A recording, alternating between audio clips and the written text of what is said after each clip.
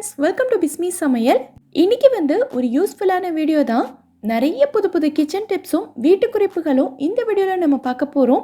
So வீடியோக்குள்ளே போகிறதுக்கு முன்னாடி நம்ம சேனலில் நீங்கள் ஃபர்ஸ்ட் டைம் பார்க்குறீங்கன்னா மறக்காமல் சப்ஸ்கிரைப் பண்ணிக்கோங்க. இப்போ நம்ம ஃபர்ஸ்ட் டிப் என்னங்கிறத பார்க்கலாம். நம்ம வீட்டில் பொதுவாகவே இட்லி தோசைக்கெல்லாம் தக்காளி சட்னி பண்ணுவோம். ஆனால் ஒரு சில நேரங்களில் பார்த்திங்கன்னா நம்ம சட்னி பண்ணுறதுக்கு தேவையான வெங்காயமோ இல்லை தக்காளியோ நம்மக்கிட்ட ரொம்ப கம்மியான அளவில் இருக்கும். இதில் சட்னி பண்ணோன்னா வீட்டில் இருக்கிற எல்லாருக்கும் பத்தாதுங்கிற சமயத்தில் இப்போ நான் சொல்கிற ஒரே ஒரு பொருளை நீங்கள் சேர்த்து பாருங்கள். சட்னியோட அளவு உங்களுக்கு 2 மடங்காக வந்துடும். இப்போ 2 பேர் சாப்பிட்ற அளவுக்கு தான் சட்னி இருக்குது அப்படின்னா இப்போ நான் சொல்கிற ஒரு பொருளை நீங்கள் சேர்க்கும் போது 4 பேர் தாராளமாக சாப்பிட்ற அளவுக்கு சட்னி கிடச்சிரும். ஸோ என்ன சேர்க்குறேன், எப்படி சேர்க்குறேங்கிறத பார்க்கலாம். எப்பயும் போல் வெங்காயம் தக்காளி மிளகாய் எல்லாமே சேர்த்து நல்லா வதக்குனதுக்கு அப்புறமா ஸ்டவ் ஆஃப் பண்ண போகிற சமயத்தில் நான் கொஞ்சமாக வேர்க்கடலை தான் சேர்க்க போகிறேன். வேர்க்கடலையை எண்ணெய் எதுவுமே சேர்க்காம ஒரு கடாயில் போட்டு நல்லா வறுத்துட்டு அதோட தோல் எல்லாத்தையும் எடுத்துட்டு வச்சிருக்கேன். இதை நல்லா சேர்த்து கலந்து விட்டுறலாம். அடுத்து நீங்கள் எப்பயும் போல் அரைச்சி எடுத்துக்கலாம். ஸோ சட்னியோட அளவுமே நமக்கு நல்லா அதிகமாக வரும். அது மட்டும் இல்லாமல் சட்னியோட கன்சிஸ்டன்சியும் நல்லா திக்காக இருக்கிறதுனால உங்களுக்கு வேணும்னா நீங்கள் கொஞ்சமாக தண்ணி சேர்த்து கூட கலந்து விட்டுக்கலாம். ஸோ சட்னியோட டேஸ்ட்டுமே உங்களுக்கு சூப்பராக இருக்கும். அது மட்டும் இல்லாமல் வேர்க்கடலை சேர்த்துருக்கிறதுனால ரொம்பவே சத்தானதும் கூட. ஸோ இந்த டிப் உங்களுக்கு ரொம்பவே யூஸ்ஃபுல்லாக இருந்திருக்கும்னு நினைக்கிறேன். யூஸ்ஃபுல்லாக இருந்ததுன்னா வீடியோக்கு ஒரு லைக் கொடுங்க. இப்போ நம்ம அடுத்த டிப் என்னங்கிறத பார்க்கலாம். இங்கே நான் கருவேப்பிலை தான் எடுத்திருக்கேன். இது இப்போ தான் மார்க்கெட்டில் இருந்து ஃப்ரெஷ்ஷாக வாங்கிட்டு வந்தது. நிறைய பேர் கருவேப்பிலையை நிறைய விதமாக ஸ்டோர் பண்ணி வைப்பீங்க. ஆனால் இப்போ நான் சொல்கிற மாதிரி நீங்கள் ஸ்டோர் பண்ணிங்கன்னா 1 மாதம் ஆனாலும் சரி கருவேப்பிலையோட பசுமை கொஞ்சம் கூட மாறாமல் இதே மாதிரி ஃப்ரெஷ்ஷாகவே இருக்கும். எப்படிங்கிறத பார்க்கலாம். நிறைய பேர் இதில் இருக்க இலையை மட்டும் உருவிட்டு அப்படியே டப்பாவில் போட்டு ஸ்டோர் பண்ணுவீங்க. அந்த மாதிரி செய்கிறத விட நான் வீடியோவில் காட்டுற மாதிரி காம்பாக நீங்கள் பிச்சு எடுத்துக்கோங்க. நீங்கள் இலையை மட்டும் உருவி வச்சிங்கன்னா அது கண்டிப்பாக ஒரு 10லேருந்து 15 நாள் வரைக்கும் தான் உங்களுக்கு ஃப்ரெஷ்ஷாக இருக்கும். ஆனால் இப்போ நான் சொல்கிற மாதிரி நீங்கள் காம்போட பிச்சிங்கன்னா அதை விட அதிக நாளைக்கு நல்ல பசுமையாகவே இருக்கும். அதே மாதிரி இதை நீங்கள் மொத்தமாகவும் சேர்த்து வச்சிடக்கூடாது. உங்களுக்கு ஒரு வாரத்துக்கு எவ்வளோ தேவையோ அதுக்கேற்ற மாதிரி நீங்கள் தனித்தனியாக தான் பிரித்து வைக்கணும். இதை நான் இன்றைக்கி ஆடி யூனிராப்ஸோட பேப்பர் ஃபாயில் எடுத்து சுற்றிக்கிறேன். இது இல்லை அப்படின்னா நீங்கள் சாதாரண டிஷ்யூ கூட யூஸ் பண்ணிக்கலாம். அப்படி இல்லைன்னா ஒரு க்ளீனான காட்டன் கிளாத் கூட எடுத்துக்கலாம். ஸோ இந்த மாதிரி பிரித்து வச்சுட்டு ஒவ்வொரு நாளும் உங்களுக்கு எவ்வளோ தேவையோ அதுக்கேற்ற மாதிரி எடுத்து யூஸ் பண்ணிக்கலாம். கண்டிப்பாக ஒரு 3லேருந்து 4 வாரம் வரைக்கும் நல்ல ஃப்ரெஷ்ஷாகவே இருக்கும். ஸோ ட்ரை பண்ணி பார்த்துட்டு எனக்கு கமெண்ட்டில் சொல்லுங்கள். பொதுவாகவே நம்ம எல்லாருக்குமே பூண்டை உரிக்கிறதுனாலே கொஞ்சம் கஷ்டமாக தான் இருக்கும் இல்லையா? அதுலேயும் ரொம்ப சின்ன சின்ன பூண்டாக இருந்தது அப்படின்னா நிறைய டைம் எடுத்துக்கும். நிறைய பேருக்கு பார்த்திங்கன்னா நகமெல்லாம் எரிய ஆரம்பிச்சிடும். ஸோ எவ்வளோ சின்ன சின்ன பூண்டாக இருந்தாலும் சரி ஒரு 20 செகண்ட் இருந்தால் போதும். எந்த கஷ்டமுமே இல்லாமல் நம்ம நகமும் எரியாமல் ரொம்ப ரொம்ப ஈஸியாக உரித்து முடிச்சிடலாம். எப்படிங்கிறத பார்க்கலாம். உங்கள் வீட்டில் இருக்க ஏதாவது ஒரு மெல்லிசான துணி எடுத்துக்கோங்க. நான் இன்றைக்கி ஒரு சின்ன கர்ச்சீஃப் தான் எடுத்திருக்கேன். ஸோ மெல்லிசான துணியாக இருந்தால் தான் வேலை ஈஸியாக முடியும். இதில் நம்ம உரிக்க வேண்டிய பூண்டு எல்லாத்தையுமே ஃபுல்லாக கொட்டிடலாம். இப்போ இதை 4 பக்கமும் பிடிச்சி நல்ல ஒரு மூட்டை மாதிரி ரெடி பண்ணிக்கலாம். அதுக்காக ரொம்ப டைட்டாக இருக்கக்கூடாது. நான் வீடியோவில் காட்டுற மாதிரி கொஞ்சம் லூஸாக இருக்கிற மாதிரி எடுத்துக்கிட்டிங்கன்னா தான் உங்களுக்கு வேலை ஈஸியாக இருக்கும். அடுத்ததாக நம்ம வீட்டில் கேரட் எல்லாம் துருவுறதுக்கு கிரேட்டர் வச்சுருப்போம்ல, அதுதான் எடுத்திருக்கேன். இப்போது நம்ம வச்சுருக்க பூண்டை இந்த கிரேட்டரில் நல்லா தேய்ச்சி எடுத்துக்கலாம். இப்படி நம்ம செய்யும்போது பூண்டு இதில் நல்லா உரசி அதோட தோல் எல்லாமே நமக்கு தனித்தனியாக பிரிஞ்சு வந்துடும். ஒரு 20 செகண்ட்க்கு நல்லா தேய்ச்சதுக்கப்புறமா இப்போ நான் எடுத்து காட்டுறேன் பாருங்கள். இதை பார்க்கும்போதே உங்களுக்கு தெரிஞ்சிருக்கும் தோல் எவ்வளோ சூப்பராக பிரிஞ்சு வந்திருக்குன்னு. நிறைய குட்டி குட்டி தோலெல்லாம் இருக்குது பாருங்கள். அது நம்ம தேய்க்கும் போது பிரிஞ்சு வந்தது தான். அடுத்து இதிலேருந்து நம்ம பூண்டு உரிக்கிறதுக்கு ரொம்ப ரொம்ப ஈஸியாக இருக்கும்.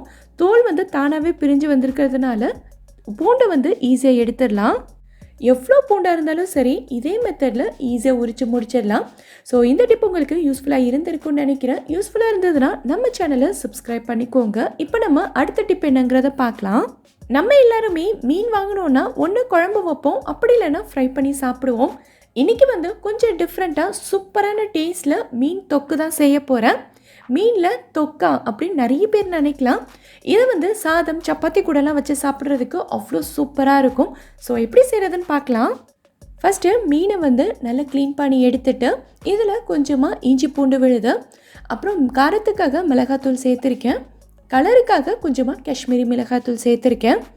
அடுத்ததாக வந்து உப்பு சேர்த்துட்டு இது எல்லாத்தையும் நல்லா மிக்ஸ் பண்ணி விட்டுறலாம். இந்த ரெசிபி செய்கிறதுக்கு நிறைய முள் இருக்கிற மாதிரி குட்டி குட்டி மீனெல்லாம் செட் ஆகாது. முள் வந்து ரொம்ப கம்மியாக இருக்கிற துண்டு மீனாக இருந்ததுன்னா சூப்பராக இருக்கும். இதுக்கு வந்து நீங்கள் எக்ஸ்ட்ராவாக வேறு எந்த மசாலாவும் சேர்க்க வேண்டியது இல்லை, இது மட்டுமே போதும். ஸோ நல்லா மிக்ஸ் பண்ணி விட்டதுக்கப்புறமா இதை வந்து ஒரு 20 நிமிஷத்துக்கு நல்லா ஊற விட்டுக்கலாம். ஒரு 20 நிமிஷம் நல்லா ஊறினதுக்கப்புறமா எப்பயும் போல் எண்ணெயில் போட்டு இது ஃப்ரை பண்ணி எடுத்துக்கலாம். ஒரு முக்கியமான விஷயம், இதை வந்து ஒரு 50% அளவுக்கு, அதாவது பாதி வேகிற அளவுக்கு மட்டும் நீங்கள் ஃப்ரை பண்ணால் போதும், ஃபுல்லாக ஃப்ரை பண்ணக்கூடாது. மீனில் வந்து நிறைய முள் இருக்குது அப்படின்னா இந்த டைமில் நீங்கள் வந்து முள் எல்லாத்தையும் தனியாக பிரித்து எடுத்துடலாம். என்னோடதில் வந்து அதிகமாக முள் இல்லை, ஸோ நான் அப்படியே தான் வச்சுருக்கேன். இப்போ அடுத்து ஒரு மிக்ஸி ஜாரில் நான் வந்து 4 வெங்காயம் எடுத்திருக்கேன், நல்ல பெரிய சைஸ் வெங்காயம். இதை வந்து ரஃப்பாக கட் பண்ணி எடுத்திருக்கேன். இதை நம்ம மிக்ஸி ஜாரில் சேர்த்து நல்லா அரைச்சி எடுத்துக்க போகிறோம். நம்ம இப்போ தொக்கு பண்ணுறதுனால இதை கட் பண்ணோன்னா ரொம்ப குட்டி குட்டியாக கட் பண்ணணும். ஸோ நமக்கு வந்து நிறைய டைம் எடுக்கும். மிக்ஸி ஜாரில் சேர்த்து அரைச்சோன்னா ரொம்ப ஈஸியாகவும் இருக்கும். அதே சமயம் நமக்கு டக்குன்னு வெங்காயம் வந்து வதங்கி வந்துடும். இதை வந்து இப்போ நம்ம அரைச்சி எடுத்துக்கலாம். இதை அரைக்கும் போது நம்ம ரொம்ப நைஸாக பேஸ்ட் அளவுக்கு அரைச்சிடக்கூடாது. இப்போ நான் வீடியோவில் காட்டுறேன் பாருங்கள், இந்த அளவுக்கு கொஞ்சம் குறைன்னு இருக்கணும். அப்போ தான் இது சாப்பிட்றதுக்கு நல்லாயிருக்கும். ரொம்ப பேஸ்ட்டாக இருந்ததுன்னா அந்த அளவுக்கு நல்லா இருக்காது. இப்போ அடுத்ததாக நம்ம வந்து தொக்கு ரெடி பண்ணிடலாம். நம்ம மீன் பொரிக்கிறதுக்கு யூஸ் பண்ண அதே எண்ணெயை தான் இப்போ நான் தொக்கு செய்கிறதுக்கும் யூஸ் பண்ணியிருக்கேன். இப்போ இதில் வந்து 4 கிராம்பு, 2 ஏலக்காய், அப்புறம் 2 பட்டை, ஒரே ஒரு பிரியாணி இலை சேர்த்துக்கிறேன். இந்த பட்டை கிராம்பு எல்லாமே நல்லா பொரிஞ்சு வந்ததுக்கப்புறமா நம்ம அரைச்சி வச்சுருக்க வெங்காயத்தை இதில் சேர்த்து நல்லா வதக்கிக்கலாம். நம்ம வெங்காயத்தை அரைச்சி எடுத்துருக்கிறதுனால இது வந்து சீக்கிரமாகவே நல்லா வதங்கிடும். வெங்காயம் வந்து இந்த அளவுக்கு வதங்கினதுக்கு அப்புறமா இது கூட நான் வந்து கொஞ்சமாக மல்லி இலையை கட் பண்ணி சேர்த்துக்கிறேன். இந்த ரெசிபிக்கு கண்டிப்பாக மல்லி இலை சேர்க்கணும். இதுதான் நல்ல ஒரு சூப்பரான ஃப்ளேவர் கொடுக்கும். நிறைய பேர் வந்து கடைசியில் சேர்த்துக்கலான்னு நினைப்பீங்க. ஸோ இந்த டைமில் நீங்கள் வந்து கொஞ்சமாக சேர்த்து வதக்குனாதான் அதோட ஃப்ளேவர் வந்து ரொம்ப சூப்பராக இருக்கும். கூடவே 1 டீஸ்பூன் அளவுக்கு இஞ்சி பூண்டு விழுது சேர்த்துட்டு இது எல்லாத்தையும் நல்லா வதக்கிடலாம். இஞ்சி பூண்டில் இருக்க பச்சை வாசனைலாம் போயிட்டு எண்ணெய் பிரிஞ்சு வரணும், அது வரைக்கும் நல்லா வதக்கி விட்டுக்கோங்க. அடுத்ததாக நம்ம வந்து தக்காளி சேர்க்க போகிறோம். நான் இன்றைக்கி வந்து 4 பெரிய சைஸ் தக்காளி எடுத்து கொஞ்சம் ரஃபாக சாப் பண்ணி மிக்சியில் போட்டு அரைச்சிக்க போகிறேன். இதையே நீங்கள் வந்து குட்டி குட்டியாக கட் பண்ணி எடுக்கிறதா இருந்தாலும் எடுத்துக்கலாம். ஆனால் அரைச்சோன்னா நமக்கு சீக்கிரமாக வதங்கிடுன்றதுக்காக நான் வந்து அரைச்சி தான் சேர்க்குறேன். நம்ம சேர்த்துருக்க இந்த தக்காளியுமே நல்லா வதங்கி வரணும். இது கூடவே நான் வந்து பச்சை மிளகாயும் சேர்த்துக்கிறேன். இந்த அளவுக்கு நல்லா வதங்கினதுக்கு அப்புறமா நம்ம வந்து மிளகாய்த்தூள் சேர்த்துக்கலாம். உங்கள் காரத்துக்கு ஏற்ற மாதிரி நீங்கள் வந்து மிளகாய்த்தூள் சேர்த்துக்கோங்க.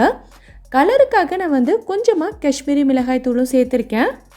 இதை சேர்த்து நல்லா வதக்குனதுக்கு அப்புறமா இது கூட கொஞ்சமாக தண்ணி சேர்த்து இதோட பச்சை வாசனை போகிற வரைக்கும் நல்லா கொதிக்க வச்சுக்கலாம்.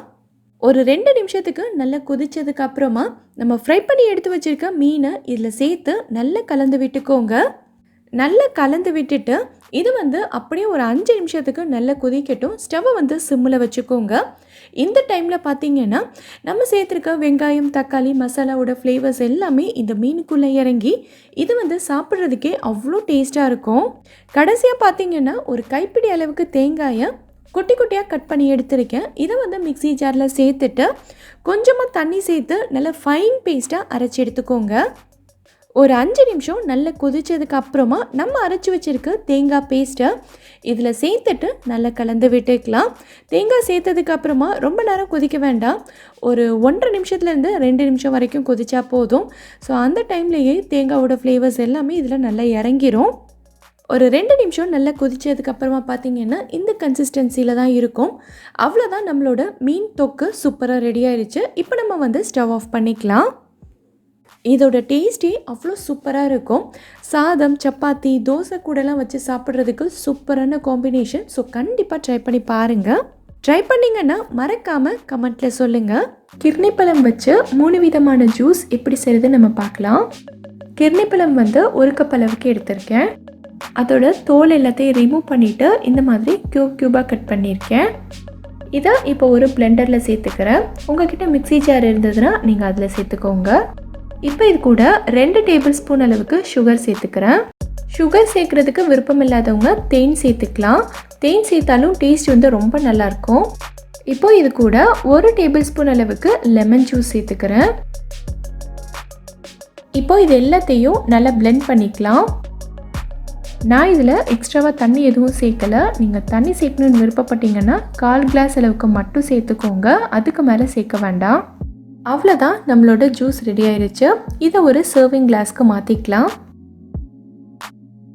மேலே கார்னிஷிங்காக கொஞ்சமாக கட் பண்ண பாதாம் சேர்த்துக்கிறேன். இப்போது இன்னொரு டைப் கிர்ணிப்பழ ஜூஸ் எப்படி செய்கிறதுன்னு பார்க்கலாம். 1 கப் அளவுக்கு கட் பண்ண கிர்ணிப்பழம் எடுத்திருக்கேன். இதை பிளெண்டரில் சேர்த்துக்கிறேன். இது கூட 2 டேபிள் ஸ்பூன் அளவுக்கு நன்னாரி சிரப் சேர்த்துக்கிறேன். நம்ம வந்து நன்னாரி சிரப் சேர்த்து ஜூஸ் செய்யும்போது அதோட ஃப்ளேவர் வந்து இன்னும் நல்லாயிருக்கும். இப்போ இது கூட 1/2 டேபிள் ஸ்பூன் அளவுக்கு சுகர் சேர்த்துக்கிறேன். நம்ம சேர்த்த நன்னாரி சிரப்லேயும் சுகர் இருக்கும். ஸோ உங்களோட இனிப்புக்கு ஏற்ற மாதிரி நீங்கள் சேர்த்துக்கோங்க.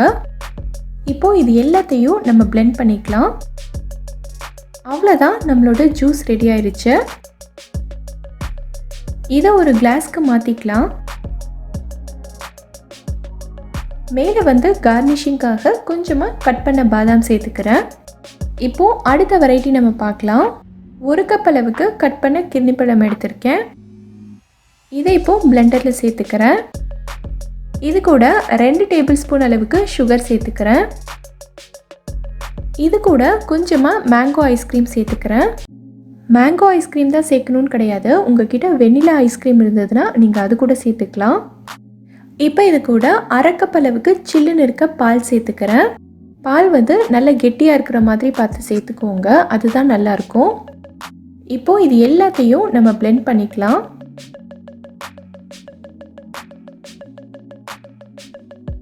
அவ்வளோதான், நம்மளோட ஜூஸ் ரெடி ஆயிடுச்சு. இதை ஒரு கிளாஸ்க்கு மாற்றிட்டு நம்ம சர்வ் பண்ணிடலாம். இந்த கிர்ணிப்பழ ஜூஸை நீங்களும் ட்ரை பண்ணி பாருங்கள். ட்ரை பண்ணிவிட்டு எப்படி வந்ததுங்கிறத கீழே இருக்கக்கூடிய கமெண்ட் பாக்ஸில் எனக்கு சொல்லுங்கள். இந்த வீடியோவில் நான் சொல்லியிருக்க விஷயங்கள் எல்லாமே உங்களுக்கு ரொம்பவே யூஸ்ஃபுல்லாக இருந்திருக்கும்னு நினைக்கிறேன்.